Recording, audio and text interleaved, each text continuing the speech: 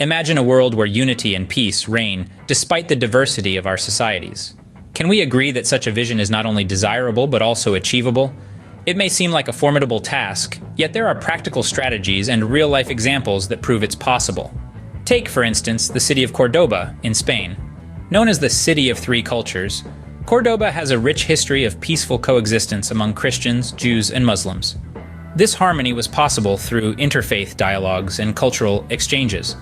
These interactions allowed individuals from different backgrounds to share their beliefs, traditions, and experiences, breaking down stereotypes and fostering mutual respect.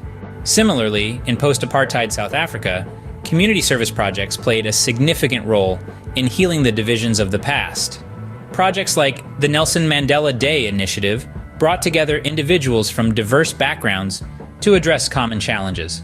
By working towards shared goals, a sense of unity and cooperation was fostered among participants. Art and creativity have also been effective tools for promoting peace and unity.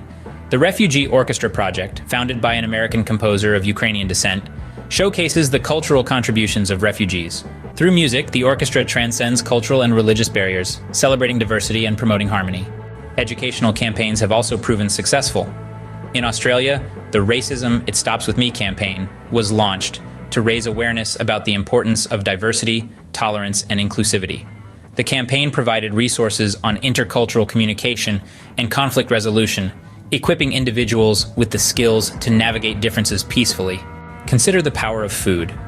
In Singapore, a country known for its cultural diversity, food festivals and cooking classes have become platforms for cultural exchange. By sharing and enjoying dishes from different cultural backgrounds, individuals engage in meaningful interactions that foster unity and peace. Storytelling, too, has a unique power to bring people together. The Humans of New York project, for example, showcases personal stories of everyday people, underscoring our common humanity.